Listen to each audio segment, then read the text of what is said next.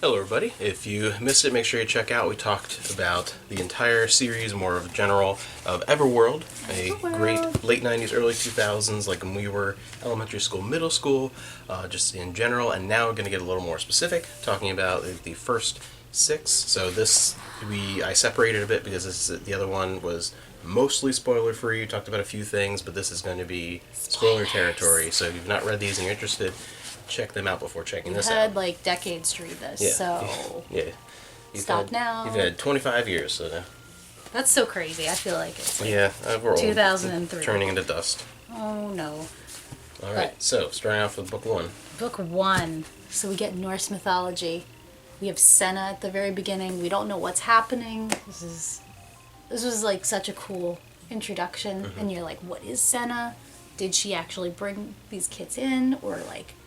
Because you just see Fenrir bring them in. Like, I thought he did it. Yep. We can't find Senna. You meet Loki. You meet Loki. You're imprisoned by Loki in the very beginning. And, like, David, this is from David's perspective. And I'm not a David fan. I married someone closer to David. Yeah, if I had to pick a character, I always liked Christopher. I most liked David, yeah. As an adult, I think I like Jalil the best. But Christopher, I just have a soft spot for Christopher. But David's just a pain in the ass. Like, he's just annoying. He's my least favorite, so that's who I decided. I thought April would be your least favorite. No, joking. You would say, like, basically your least favorite, but that's who you decided to end up with. He's just annoying. He's always trying to prove himself. Yeah. Like, you all know that kid. Yeah. You all went to school with that kid. I get him. I would have been just like him, obsessed with defending Senna. He is just, from the very beginning, he's like, I'm home. Yeah. Everyone's trying to kill me. I'm home. Yeah. This is where I belong. And, like, but a theme throughout this whole thing is, for all the characters, finding your true self, questioning who you were and who you are, and I think he just reaching adulthood. Like, they're at that age when, like, you're still trying to figure out who you are, and he's trying to, like, does he really even like Senna at the beginning? He's just like, you're dating somebody and you're like, this isn't gonna last, but I'm obsessed with her. But this was great. We got some Vikings at the end. We got some minstrels. I love their minstrel act. That's like one of my favorite things. It's a good, like, kind of cover. Their cover stories. Just them being minstrels. And I love the songs they come up with. As a kid, that was using like modern tunes, and they have just what they had on their persons, or just kind of what's in April sings "Killing Me Softly," and all the Vikings are just like crying.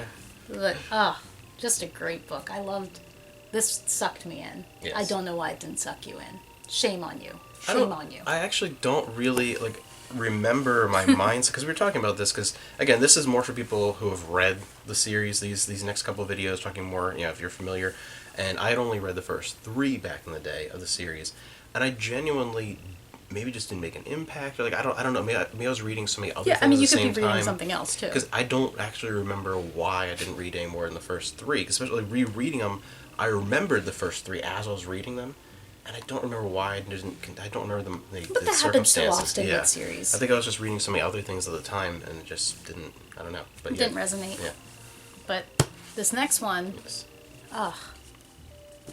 this was so, like, at the time, it was so, like, exotic because it dealt with the Aztecs, and that was such a weird mythology. Like, you always hear about Greek and Roman and the Norse. Yeah, at the time there was, I think even still, there's always, like, the God of War, and there's always especially stuff that's a very, very Western focus, and even just art, America, maybe. Maybe, like, if you're in another country, you'll have to tell us. Yeah, but for us, most of the stuff that we would see on screen, it's so hyper-focused on just either, a couple different... the Greek, Roman, Egyptian, Nordic. That's it. Everything else, like, they just don't really deal with. And there's so much more fascinating, interesting mythologies out there.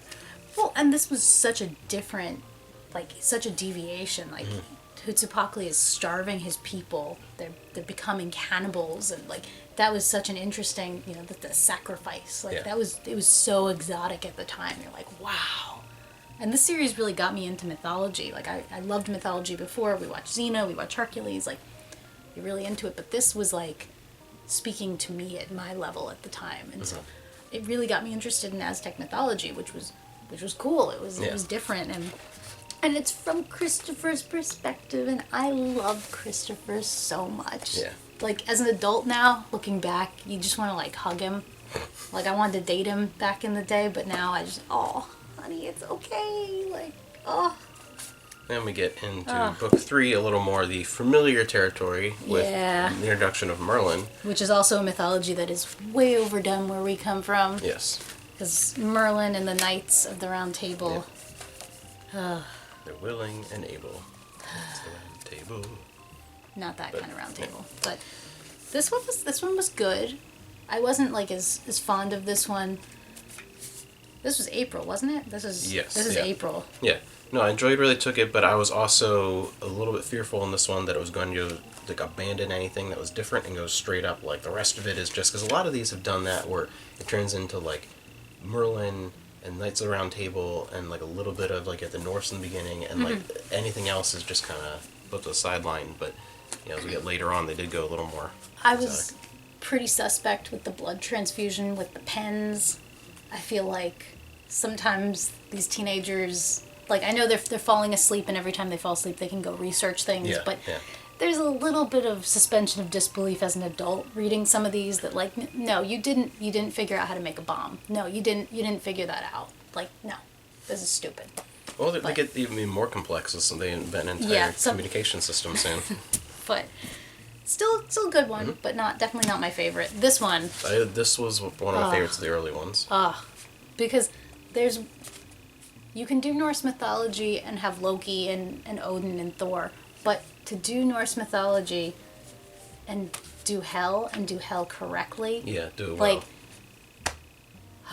and they built one of the best things was she built a sense of atmosphere really well, which I think is also that's a very difficult thing to do. I think when you're writing at this age level as well, because you are limited by your vocabulary. Yes. And I think that does affect atmosphere a lot. Especially when you're writing horror. Yeah. Because this is much more horrific than some of the other ones. And not in a goofy Goosebumps kind of way. No. It's in the people who are reading this aren't 7, they're 14, so they can handle a little more. So it's a little, it keeps that in mind. But it's a fine line, I feel like, because you can't go too far. It's not adult, but it really is written in, I think, that perfect middle ground. And that's why I think I liked it, is that it felt like it respected the average, like, 13-year-old reading it. And that's what the series did to an extent. For the first 11. It respected us. Yes, it respected us.